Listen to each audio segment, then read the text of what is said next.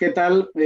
Buenas tardes desde Santa Cruz. Te saludo desde Santa Cruz, la tierra con el ambiente y el sol más puro de América, pero hoy estamos algo nublados. Bueno, ¿qué tal, José?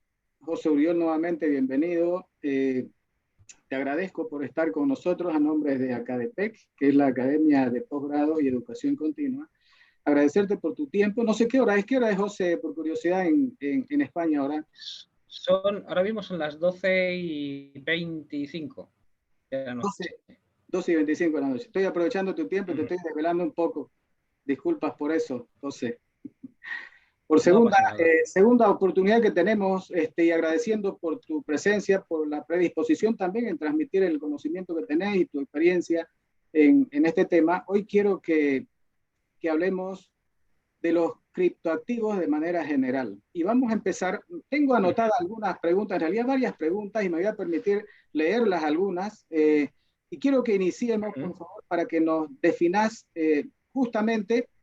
¿Me podrías describir en pocas palabras y así de forma lo más sencillo, qué es un criptoactivo y qué se diferencia con las criptomonedas, por favor? José, adelante, por favor. Sí, vamos a ver, un criptoactivo es una propiedad digital, ¿vale? Que vive en Internet, ¿vale? Que está registrada en la blockchain, ¿vale? Entonces, el concepto de criptoactivos es más amplio que el de criptomoneda. O sea, una criptomoneda es una clase de criptoactivos, pero luego hay otra serie de criptoactivos diferentes que bueno, pues son como pueden ser los NFTs, monedas estables, plataformas de contratos inteligentes, bueno, una serie de criptoactivos que cada uno tiene sus características y su liquidez, su forma de almacenarlos, etcétera, ¿no? Su utilidad. Entonces, por eso, digamos, la gente confunde criptomonedas con criptoactivos, pero digamos que las criptomonedas es un conjunto más pequeño que está incluido dentro del mundo de los criptoactivos.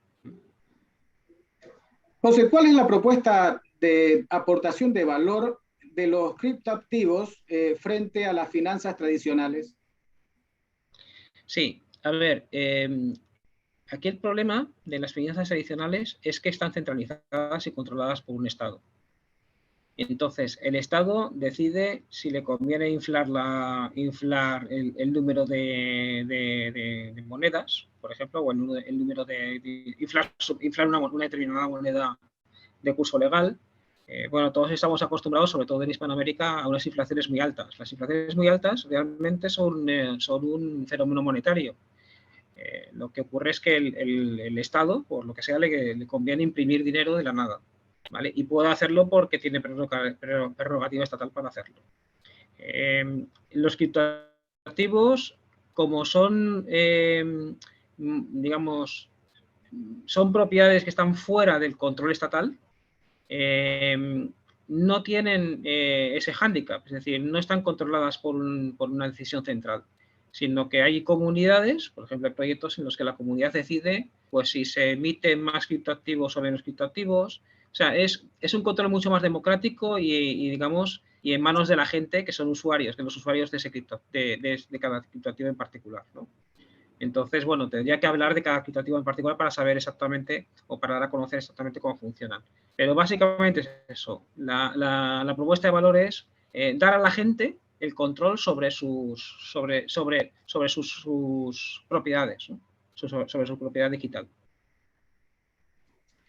Gracias. Justamente sobre el mismo tema, José, ¿qué tipos diferentes de criptoactivos existen en el mercado hoy día?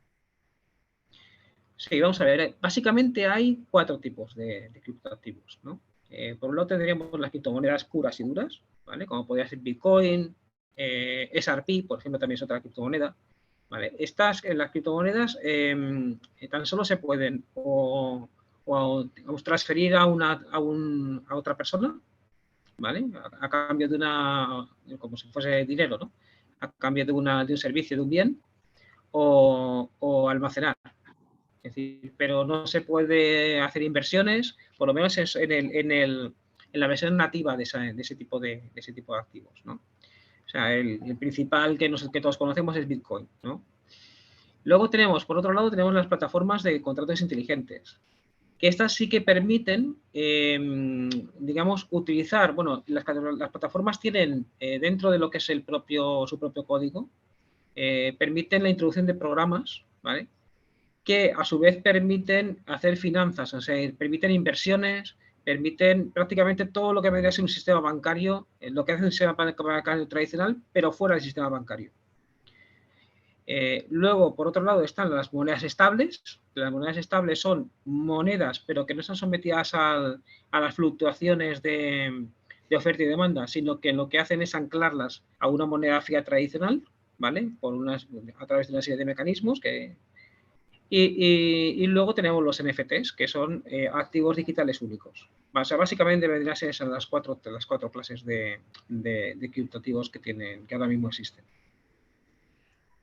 Hablemos José, un poco ya del Bitcoin como primer criptomoneda. ¿Puedes describirnos así brevemente, por favor, cómo funciona un Bitcoin? Sí, vamos a ver. ¿Y por qué debemos confiar en Bitcoin ahora que el mercado está cayendo? Vale. A ver, Bitcoin fue la primera criptomoneda, surgió en el año 2008, si no me equivoco. Bueno, hubo una persona o un grupo de personas, no se sabe quién, que se llamaba Satoshi Nakamoto, un nombre así japonés. Y básicamente Bitcoin es una moneda digital, ¿vale? Que digamos, lo que permite es que si antiguamente tú, digamos, cuando una persona quería transferir, o sea, lo que haces, para aclararnos, sustituir el sistema bancario por un sistema bancario distribuido que no depende de los bancos. Es decir, eliminas a un tercero para hacer una transacción. O sea, en el sistema tradicional, lo que ocurre es cuando una persona quiere hacer una transacción a otra persona, requiere de que esa persona dé una orden a su banco y ese banco transfiera una determinada cantidad de dinero a la otra persona, o a la entidad bancaria de esa otra persona. En el caso de Bitcoin, la contabilidad que llevan los bancos para impedir el doble gasto, o sea, impedir que una persona y otra persona tengan la misma cantidad de dinero a la vez, ¿vale?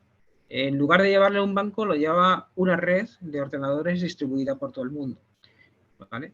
Entonces, básicamente, Bitcoin, como, digamos, a la hora de hacer digamos, el funcionamiento se vendría a ser el siguiente. Una persona da una orden de una transacción, esa transacción va a una especie de piscina de transacciones, esa piscina de transacciones, digamos,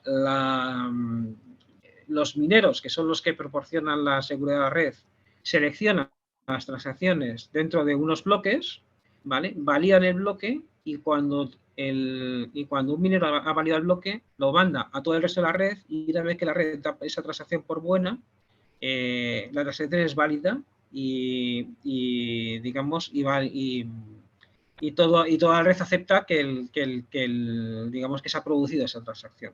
Básicamente es eso. ¿Por qué debíamos confiar en Bitcoin? Porque tal y como está diseñada la red de Bitcoin, el número de unidades es limitada. Entonces, al contrario de lo que sucede con la moneda de curso legal, que cada vez va habiendo más unidades, en el caso de Bitcoin cada vez va habiendo digamos, menos unidades o menos unidades por unidad de tiempo, ¿vale? Hasta que llega a un límite fijo, ¿vale? No sé si lo he explicado correctamente Sí, o... está bien. Decime, ¿y en qué se diferencia o en qué es diferente el Bitcoin del dinero de curso legal? ¿Y, y cuáles son los problemas del dinero de curso legal que el Bitcoin viene a resolver? Vale. A ver, es básicamente lo que comentamos antes. O sea, el dinero de curso legal depende de un Estado. Entonces, el Estado puede decidir, pues, si a lo mejor interesa tener un determinado volumen de dólares en el mercado, o interesa tener el doble de dólares. Claro, si de repente el gobierno decide que interesa tener el doble por su propio beneficio, los ahorradores ven como su dinero o sus ahorros, los ahorros de todos los días se diluyen, porque hay más cantidad de unidades cuando se produce la misma cantidad de bienes o servicios.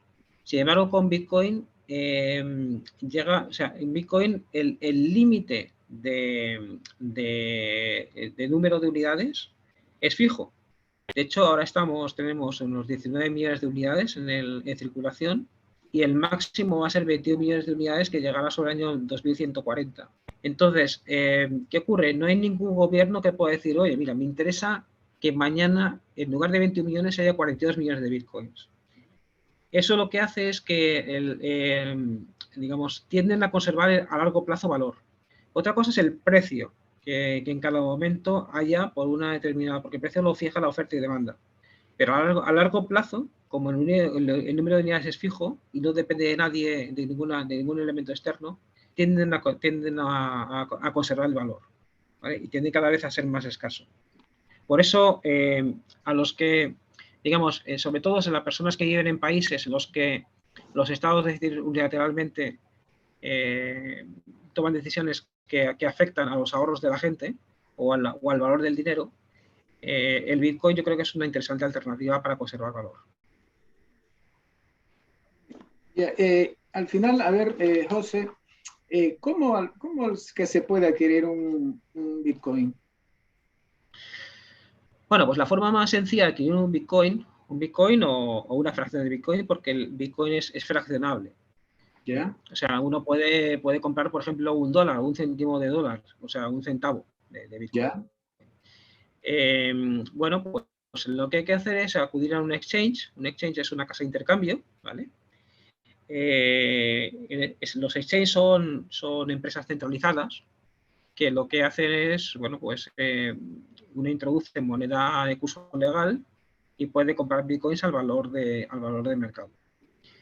Una vez que se compra el bitcoin, pues uno ya puede pues hacer lo que quiera con él. Es decir, se puede transferirlo a su billetera o puede... Pero la forma más sencilla es enviar moneda de curso legal al exchange y en el exchange hacer el intercambio de moneda legal por Bitcoin. O sea, que eso es lo que se puede hacer una vez ya lo tengo el Bitcoin. Sí, una vez que ya tenemos el Bitcoin, ¿vale? Lo podemos transferir a una billetera fría, que se llama, que es un aparatito, ¿vale? Donde se guardan las claves, o se puede transferir también a una billetera caliente, que se llaman, no es recomendable, pero tal, una billetera caliente no deja de ser un programa en internet donde guardamos las claves, entonces al final se puede transferir, es como si fuera una cuenta bancaria. Y luego, una vez que lo tenemos en nuestras billeteras, pues podemos o bien mantenerlo o bien transferirlo a un tercero a cambio de un bien o un servicio.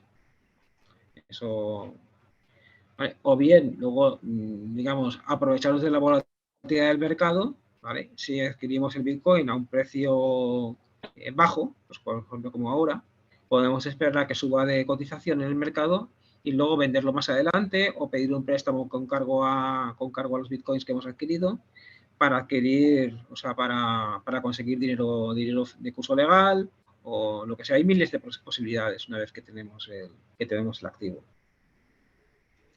Entonces, ¿y qué riesgos asociados hay por el hecho de adquirir un Bitcoin? ¿Qué riesgos podemos tener? Bueno, el principal riesgo es no conocer el mercado, porque, ¿Ya? a ver, estamos hablando de un activo que es muy volátil. Entonces, al ser volátil, y es volátil porque es un activo joven, o sea, estamos hablando de que es un mercado que comenzó en 2008.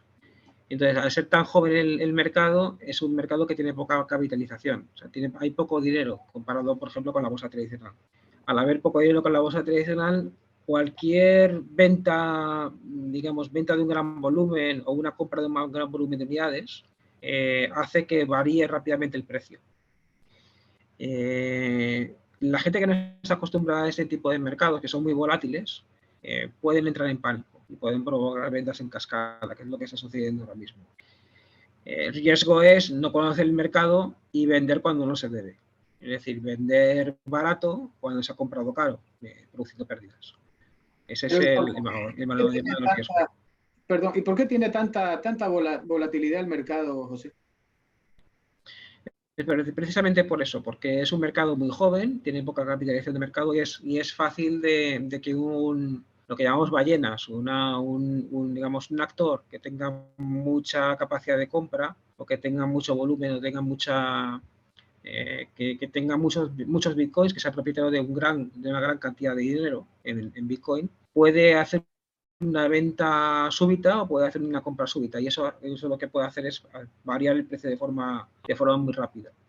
Y las personas que no están acostumbradas han entrado pensando que bueno, oye, pues mira, entro y va a subir esto hasta las nubes, ¿no? Claro, una bajada muy rápida puede provocar un movimiento de pánico. Y es precisamente lo que está sucediendo ahora mismo, que hay mucha gente que está entrando en pánico porque de repente hay una bajada muy grande. Claro, es conocer qué es lo que estás comprando. Si tú inviertes o si estás invirtiendo a largo plazo una cantidad de dinero que no se necesita, los que confiamos en el activo pensamos que a largo plazo va a recuperar y va a recuperar de sobra. Lo que pasa es que es acostumbrarse a este tipo de movimientos muy rápidos, de caídas, ¿no? Y un poco ese es el mayor riesgo, el asustarse, salir del mercado cuando no se debe, cuando el mercado tiene una condición muy baja y perder grandes cantidades de dinero precisamente por eso, por haber salido en un momento en el que no se debe.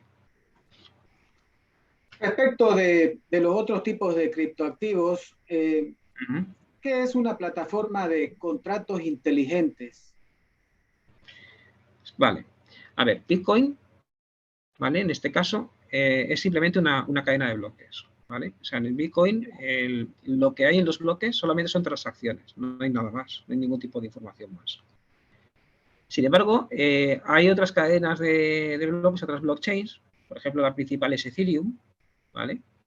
Que permiten, aparte de tener la información de transacciones, permiten meter lo que se llaman contratos inteligentes. Los contratos inteligentes son aplicaciones, son códigos, es código, son pequeños programas, ¿no?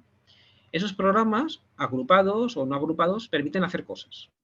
O sea, permiten, aparte de... además, son programas que están codificados dentro de la blockchain y no se pueden modificar, ¿no? ¿Qué cosas permiten hacer? Múltiples.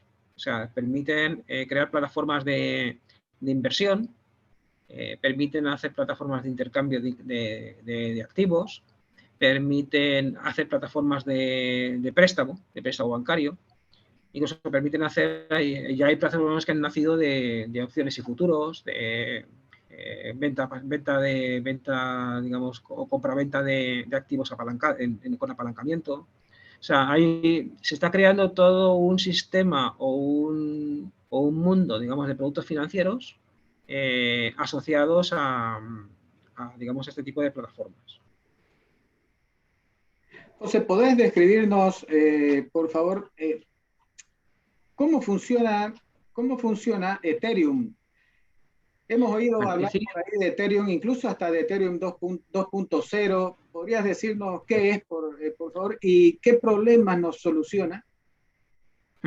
A ver, Ethereum, tal cual está ahora, vale, Ethereum, todavía estamos en la fase 1 de Ethereum. Ethereum 2.0, teóricamente, lo pondrán en marcha, si Dios quiere, a finales de este año. Lo que pasa es que llevan postergándolo mucho tiempo, ¿no? Ethereum es otra cadena de bloques, otra blockchain, ¿vale? Pero en este caso, digamos, le aplica lo que comentábamos de las plataformas inteligentes, de contratos inteligentes. O sea, dentro de su blockchain, aparte de tener transacciones, tiene estos programas que estamos diciendo, que se llaman dApps, ¿vale? ¿Qué ocurre? Ethereum, la propuesta de valor es diferente a la de Bitcoin. En Bitcoin sí que tienes un número fijo de unidades, que son 21 millones. Ethereum no. Ethereum lo que hace es, ha creado un sistema de equilibrio inestable, bueno, inestable o estable, entre tokens que se queman y tokens que se reparten. Con lo cual están controlando continuamente cuál es el volumen de nuevos tokens que se ceden al mercado. Esa es una forma de cómo funciona Ethereum. O sea, Ethereum funciona de forma sensiblemente diferente a cómo funciona Bitcoin. Pero sobre todo lo que permite hacer Ethereum es algo que no permite hacer el Bitcoin nativo, y es utilizar todo ese tipo de programas para crear un mundo financiero alternativo al mundo bancario. Básicamente esa es la propuesta de valor de Ethereum. ¿Cómo es que se está trabajando para resolver los problemas de escalabilidad de las blockchain descentralizadas, José? A ver, la razón de ser de Ethereum 2.0 es precisamente esa. Es decir, el problema que tenía Ethereum, o que ha tenido Ethereum hasta el verano pasado, ha sido que, por una, las transacciones eran muy lentas. O sea, cada vez que una persona quería hacer una transacción podía llevar 20-30 minutos fácilmente, y eran muy caras. ¿Por qué sucede esto? Porque digamos, el coste de la transacción depende exclusivamente de oferta y demanda. Entonces, si hay mucha gente que quiere hacer transacciones al mismo tiempo, los mineros, que en este caso siguen siendo mineros, ¿no? En el caso del Ethereum 1.0, ¿vale? Dan prioridad a aquel que, digamos, a aquella persona que pague más por la transacción que quiera hacer. Entonces, para que no se demoren demasiado las transacciones, la gente está dispuesta a pagar mucho dinero. Y eso encarecía muchísimo las comisiones de red, las comisiones que se pagaban para materializar las transacciones. Entonces, para corregir todo esto, se ha pasado a Ethereum 2.0, o se quiere pasar a Ethereum 2.0. Ethereum 2.0, ¿cómo funciona? Pasa de ser, o sea, Ethereum hasta ahora ha sido una única blockchain. De una única, con una, digamos, está, para entendernos, es una blockchain de capa 1, ¿vale? ¿Qué va a hacer? ¿Cómo quieren solucionar el tema del gran coste de transacciones y del tiempo que se tarda en hacer? Se van a crear otras blockchains que están encima de Ethereum, que se llaman las blockchains de capa 2. Entonces, nosotros las transacciones las haremos en un futuro en esas blockchains de capa 2. Y Ethereum solamente queda como una blockchain que lo que hace es aportar su seguridad de red. O sea, digamos, las transacciones se ejecutarán en las capas 2, pero se validarán al final en la capa 1, que es donde está el Ethereum. Eso lo que permite es que sean mucho más rápidas y sobre todo mucho más baratas, lo que permitirá en el futuro. Y otro cambio que se va a implementar es pasar de Proof of Work, que es como funciona Bitcoin hasta ahora y Ethereum, a Proof of Stake. Proof of Work es, tenemos un montón de ordenadores, ¿vale? Que lo que hacen es, digamos, cada vez que van a validar una transacción, resuelven un problema matemático, ¿vale? A costa de gastar mucha energía. Entonces, el compromiso que tiene un minero, en este caso, es poner los ordenadores al servicio de la red y poner la energía al servicio de la red. En el caso de Proof of Stake, que va a ser digamos, cómo va a funcionar Ethereum 2.0 una vez que haga la transición, lo que se hace es el validador, que ya no es minero, bloquea una cantidad de dinero, ¿vale? Como compromiso de que él está haciendo bien la validación. Si esa validación no es correcta o alguien detecta un fallo o un intento de fraude, se le quita o parte o la totalidad de los fondos al minero. Sin embargo, si digamos, él consigue hacer más rápido que el resto digamos, validar la transacción, se le premia con una cantidad de nuevos tokens. Entonces, claro, el validador lo que se da cuenta es hacer bien las cosas, o sea, por interés propio, ¿no? No porque sea una persona altruista, ¿no? Y así funciona la red, funciona con incentivos. Entonces, así es como se quiere que, digamos, solucionar los problemas de escalabilidad de las blockchains. Bitcoin también está trabajando en una solución de segunda capa que se llama Lightning Network, que permite hacer micropagos rápidamente sin tener, digamos, son micropagos que están pendientes de validación, pero que son instantáneos, prácticamente hay un coste muy bajo. Entonces, ya las propias blockchains están intentando emular a los bancos, porque claro, digamos, hasta ahora las transacciones que se hacían directamente en Bitcoin, las transacciones que se hacían directamente en Ethereum, no podían competir, por ejemplo, con Visa o con una tarjeta de crédito, con el sistema bancario en rapidez, ¿no? Básicamente es eso. Bien, gracias. Ahora vamos, José, a hablar un poco de las monedas estables. ¿Listo? Sí. ¿Qué tipo de monedas estables hay? Eh, a ver, por ahí he oído que algunas monedas estables perdieron su paridad, ¿no es cierto? Y colapsaron como Terra, UST. ¿Cómo es que pudo suceder eso, José? Vale. A ver, hay tres tipos de monedas estables. La primera monedas, o sea, el primer tipo de monedas estables son las monedas estables centralizadas. ¿Vale? ¿Cómo funcionan estas? Bueno, pues hay una empresa, puede ser, yo qué sé, Binance o Coinbase, o una empresa centralizada. Entonces, esta empresa lo que hace es deposita dólares en el banco y emite tantas monedas estables como dólares el banco haya depositado. O sea, si por ejemplo deposita 1.000 millones de dólares, pongamos, pues puede emitir 1.000 millones de monedas estables. 1.000 millones de tokens que representan los dólares que tienen depositados en el banco. Con lo cual, las monedas son respaldadas uno a uno por el dólar que tienen depositado en el banco. ¿Vale? De esa manera, lo que hacen es replicar el valor del dólar que está depositado en el banco. Si el dólar baja o sube, en el Forex, esa moneda estable evolucionará exactamente igual que el dólar. ¿Vale? El segundo tipo de monedas estables son monedas que se llaman sobrecolateralizadas. ¿Vale? Estas que funcionan de una forma diferente. Estas no están centralizadas y las crean plataformas de contratos inteligentes descentralizadas.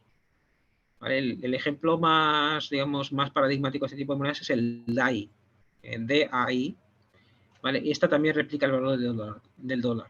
¿Esta cómo funciona? Es decir, se crean cuando una persona pide un crédito. O sea, una persona puede pedir un crédito en una plataforma descentralizada, pero claro, todos esos créditos tienen que estar respaldados por otro tipo de moneda. Pongamos que yo tengo, imaginemos, 60.000 dólares en Ethereum.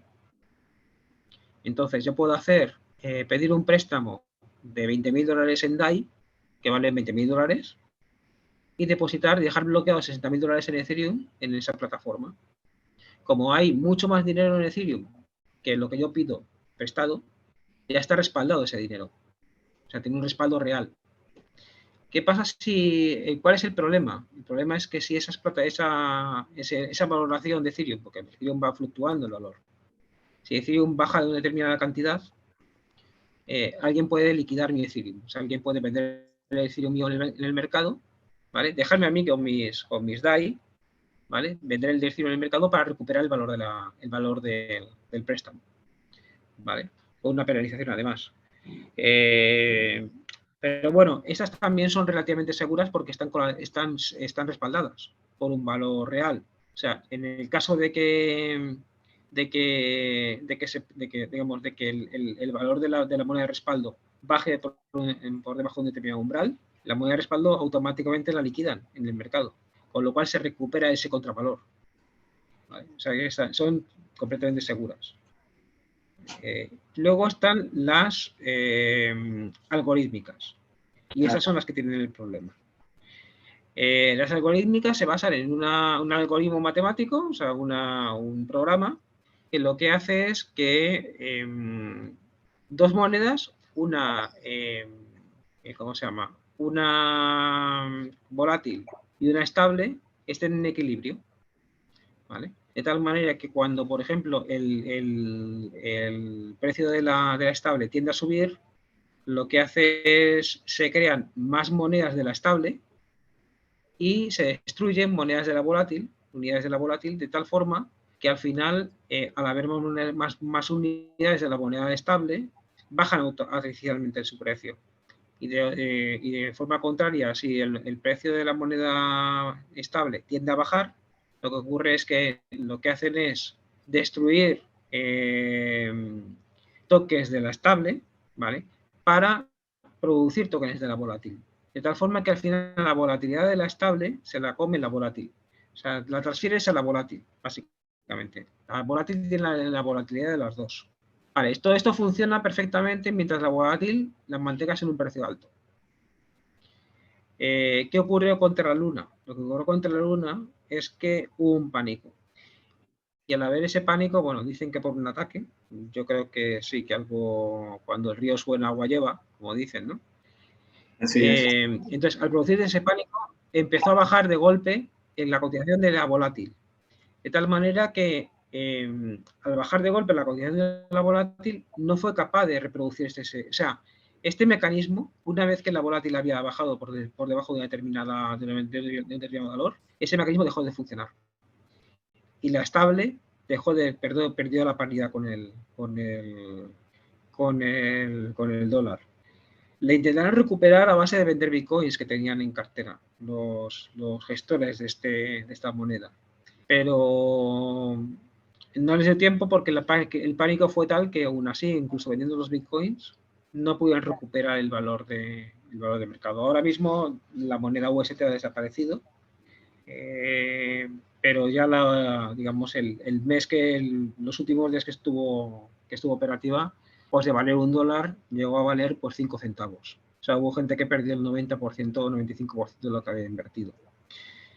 Lo triste de todo esto es que gran parte, claro, la promesa de UST era una rentabilidad en dólares americanos en una plataforma que se llama Anchor Protocol, que daba una rentabilidad relativamente alta en ese tipo de monedas. Teóricamente eran entonces, claro, mucha gente asustada o de alguna forma empujada por la volatilidad del mercado buscó refugio precisamente en el UST pensando que eran al final dólares americanos y que estabas consiguiendo del orden de un 15 o 20% anual con dólares americanos. Y que no había ningún riesgo asociado. Y la verdad es que esta gente perdió la gente que no huyó a tiempo, perdió prácticamente todo su dinero. Pero bueno, es cómo funciona el mercado. Cuando hay, digamos, una moneda, un token ineficiente, pues al final el mercado lo expulsa. Y por desgracia afectó a bastantes ahorradores. Complicado, ¿no? Bastante complicado. José, ¿qué es un DeFi? Un DeFi. DeFi es. DeFi es un acrónimo en inglés que significa Decentralized Finance, ¿vale? O finanzas descentralizadas. Son una serie de plataformas que a través de los contratos inteligentes que tienen las plataformas de contratos inteligentes permiten hacer inversiones. O sea, es un poco lo que hemos hablado antes, ¿no?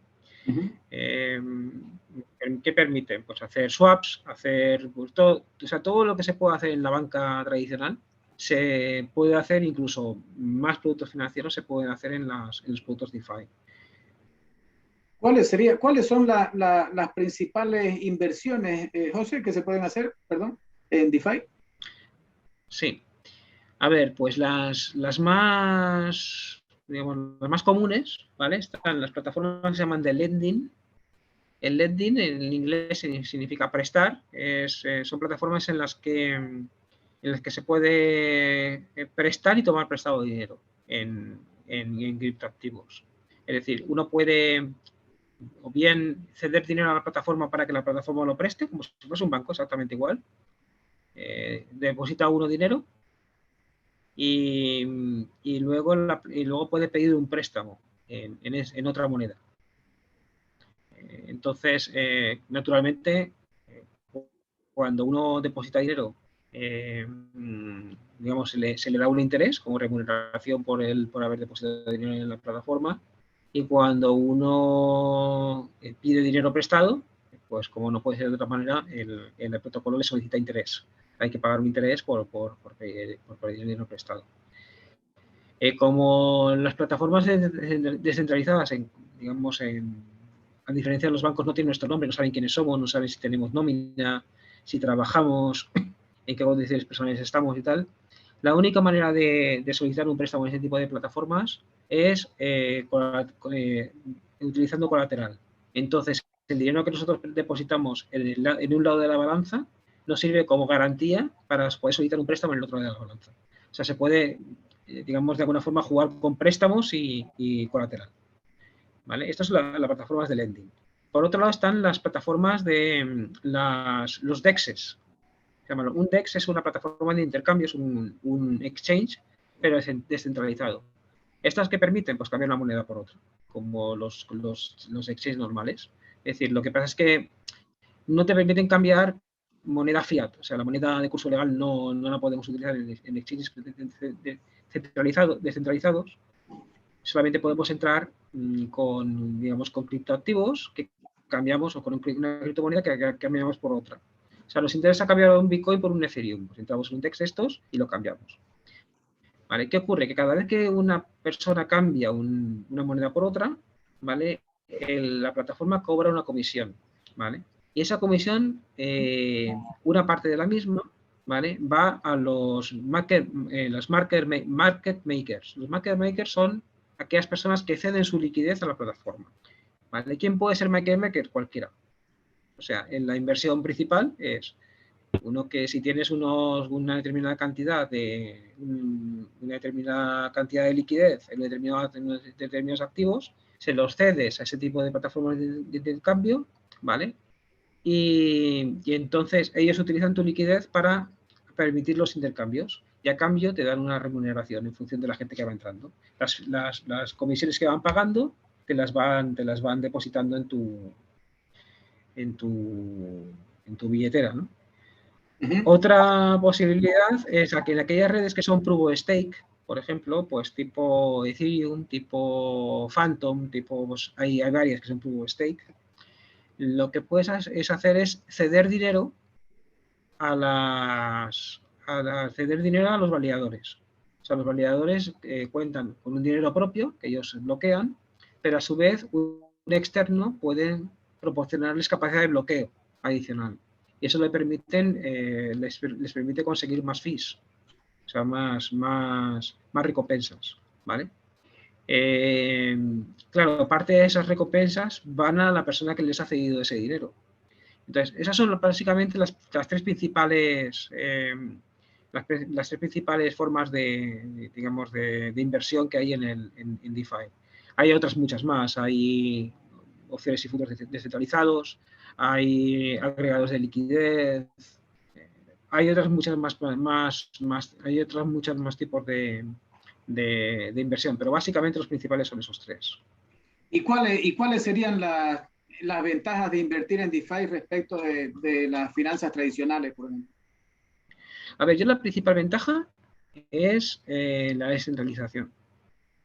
Es decir, en un banco, o sea, digamos, en las finanzas tradicionales dependes de un tercero, de un broker, por ejemplo, en el caso de la bolsa, o de un banco.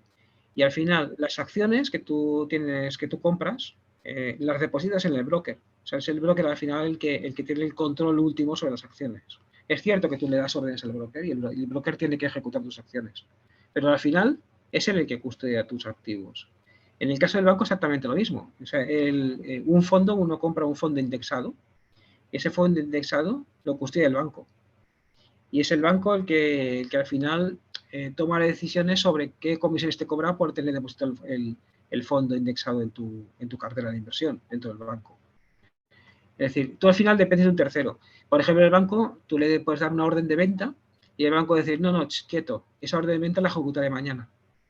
¿Por qué? Porque la bolsa ha cerrado, por lo que sea, por 1000 razones, por falta de liquidez, por tal. Porque al final el banco es una plataforma centralizada.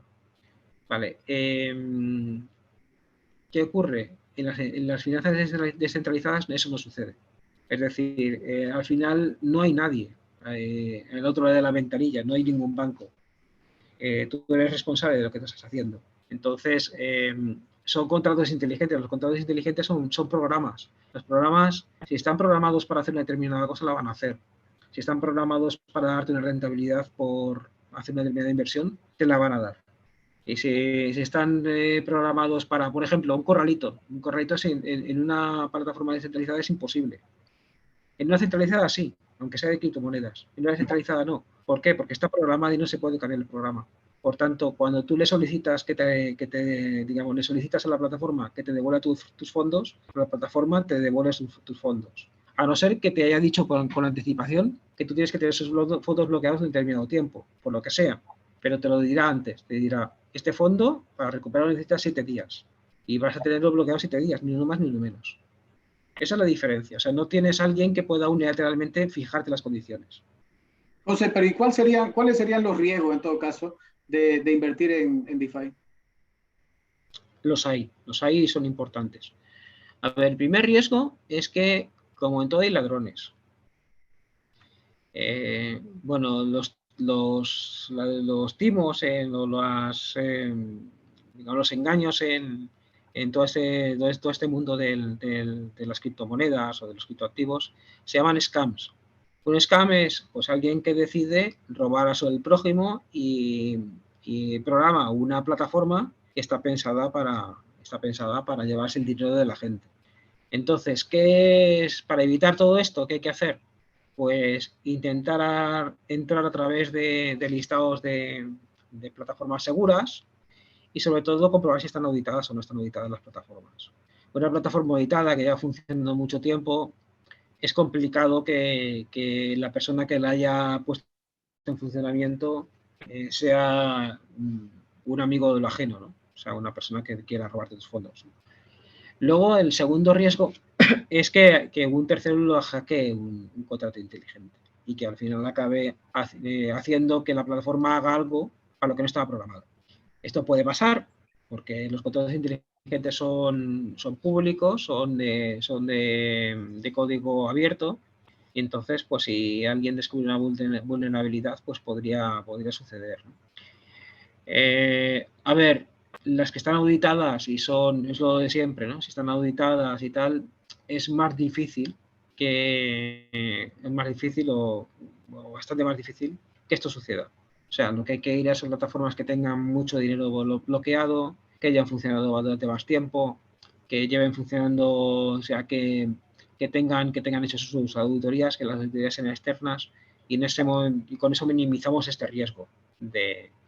Y luego el tercer riesgo es pues el de que podemos tener también en un banco tradicional. Y es que alguien, pues todos tenemos el día tonto, entre comillas, y alguien nos solicite nuestras claves y se las demos nosotros mismos. O sea, puede pasar y de hecho pasa más a menudo de lo que debería, ¿no? Entonces, aquí el quid de la cuestión es, las claves de los billeteros es que solamente las tenemos que saber nosotros. Punto. Nosotros o alguien de muchísima confianza, porque en un billetero, o sea, un billetero electrónico, una wallet de criptomonedas, los responsables somos nosotros únicamente. No hay ningún banco que nos pueda respaldar, no hay nadie al que podamos llamar si alguien nos accede a nuestros fondos. Entonces, y a mí me ha sucedido, ¿eh? Yo una vez estaba operando tranquilamente y de repente se me abre un pop-up en el navegador y me dice, bueno, pues solamente para saber que es usted, ponga por favor las claves evidentemente, alguien que me estaba intentando robar mis fondos. Entonces, es un poco digamos, el tercer riesgo que tenemos. O sea, que alguien acceda a nuestras claves y nos robe los fondos. Pero si evitamos esos tres riesgos, estaremos relativamente seguros. Y luego está el tema de los riesgos a los que nos somete el mercado. Es decir, ahora mismo, si nosotros estamos invirtiendo en activos volátiles y los activos volátiles bajan de valor, pues evidentemente nuestro contravalor en dólares bajará. Pero bueno, si los que creemos en toda esta tecnología y pensamos que al final, pues esto, digamos, hay una propuesta de valor detrás, sabemos que al final recuperará el valor más tarde o más temprano, con lo cual es un riesgo limitado. Tengo una pregunta que la tengo anotada hace tiempo, José. Sí. Quisiera que me digas ¿qué es un NFT? ¿No son estos los artes digitales o qué más se puede hacer con los NFT, José? Sí, un NFT la gente lo confunde con arte digital, pero es mucho más. Es decir, un NFT también es un acrónimo en inglés que significa non-fungible token, o sea, un token no fungible. Un token no fungible es un token que es único. ¿Vale? O sea, a diferencia, por ejemplo, de Bitcoin, que como criptomoneda también es un token, ¿no? Es decir, un Bitcoin es indistinguible de otro. Es decir, si uno tiene 3 Bitcoins, los 3 son iguales. Son exactamente indistinguibles. Da igual el primero que el segundo que el tercero. Pero en el caso de los NFTs, no. El NFT es un activo digital que es único. Es decir, que si tú tienes un NFT y hay otra persona que tiene otro, no son iguales. O sea, se pueden diferenciar. Es como, salvando las distancias, ¿no? Como en la vida real, pues por ejemplo, un cuadro de Picasso. Un cuadro, pongamos el Guernica, ¿no? Un cuadro famoso de Picasso. El Guernica es único, solamente hay un Guernica. No puede haber otro. Puede haber copias. Puede haber una fotografía de Guernica, pero el Guernica original es único, porque lo pintó Picasso y es el único cuadro de Guernica que existe. Pues con los NFTs pasa exactamente lo mismo. Son activos digitales, pero que son únicos. Y se pueden comprar, vender, transferir, ¿vale? Pero representan... Entonces, la gente los asocia con arte digital, que es, digamos, ahora mismo es la principal utilidad. Bueno, pues todos tenemos en la cabeza los monos estos que valen, pues, o hasta ahora valían un ojo de la cara, ¿no? ¿Por qué? Porque lo compraba a lo mejor Justin Bieber, se compraba un mono, pero era su mono, que él tenía la propiedad de ese mono y era el único que tenía la gorra de la forma que Justin Bieber tenía, ¿no? Y es así, es la gracia de que tenía este tipo de arte digital. Pero los NFTs van mucho más allá. Llegará un momento, por ejemplo, que haya NFTs que representen, por ejemplo, propiedades del mundo real. Estoy pensando, por ejemplo, en una casa. Es decir, ahora mismo, pues uno tiene que ir a derechos reales, ¿vale? A inscribir la casa, ¿vale? La propiedad de la casa. Y tiene que haber un notario que reconozca, un registrador de la propiedad, que reconozca que esa casa es tuya. Llegará un momento, no sé cuándo, a lo mejor 10 años en el futuro, en el cual no haga falta un registro de la propiedad porque se podrá registrar esa propiedad en la blockchain directamente. Y el hecho de tú poseer un determinado NFT te dará acceso a una determinada casa, a un determinado inmueble. Por ejemplo, otra utilidad de los NFTs puede ser entradas, por ejemplo, entradas o billetes de avión. Hoy en día es un riesgo, por ejemplo. Hoy en día uno compra un billete de avión, te lo mandan en PDF, pero ¿cómo sabes que no hay otra persona que haya recibido un mail, ese mail, haya impreso tu propio billete y esté accediendo al avión con tu billete? Puede haber 2 copias. O sea, uno puede hacer copias, puede imprimir varias veces el mismo billete. Con un NFT eso es imposible, porque tú tendrás tu NFT que será único. Y estará, digamos, y solamente servirá para viajar en ese avión a esa hora, ¿vale? Y en ese asiento. O sea, será único. Otra utilidad puede ser, pues, por ejemplo, clubes de fútbol que emiten un NFT que dé acceso a determinados privilegios para un socio y que sean únicos para ese socio y no sean únicos y no los pueda recibir otro socio distinto. O sea, es un mundo que se está abriendo.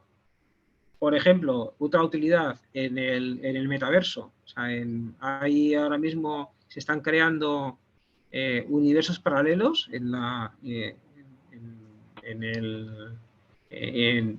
digamos, en soporte informático, o sea, como ciudades virtuales. Y en esas ciudades virtuales hay objetos virtuales que son NFTs. Por ejemplo, propiedades virtuales, terrenos virtuales, coches virtuales, naves espaciales virtuales. Hay toda una economía unida a juegos, digamos, o a metaversos de este estilo, ¿no? O sea, universos virtuales dentro del ciberespacio, entre comillas, ¿no? O sea, que es un mundo nuevo que ahora mismo que es muy joven también y que se está ahora mismo desarrollando. Mira, José, por último, y agradeciéndote por tu tiempo también, no sé qué hora serán por allá por Barcelona, pero aquí estoy viendo en Santa Cruz, en Bolivia, son las 19:14, es decir, son las 7:14, y yo te estoy dejando, te estoy quitando tus tiempos de descanso. Quiero No agradecer pasa nada. Vaya el fin de semana. por la amabilidad, por la predisposición también en transmitir tu experiencia, tus conocimientos.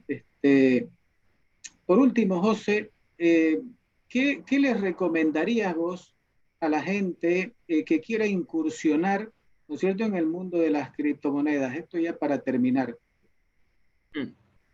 A ver, yo principalmente invertir un dinero que no necesiten a corto plazo. O sea, si se deciden a invertir, que la cantidad que inviertan no la necesiten mañana. ¿Por qué? Porque el hecho de necesitar ese dinero a corto plazo te lleva a decisiones de venta precipitadas que no llevan a ninguna parte. Eso por un lado. Lo segundo, tener cuidado de todos estos problemas que hemos visto, de esos riesgos de scams, de engaños, de que alguien te pueda pedir tus claves, de que alguien te llame para ofrecerte algo. Hay que tener conocimiento y saber que este tipo de digamos de plataformas o de tal pues bueno,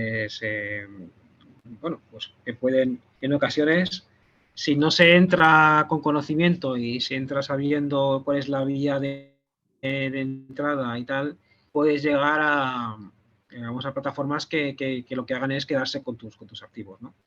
Desconfiar sobre todo de aquellas que te ofrezcan unas rentabilidades extraordinarias sin ningún respaldo.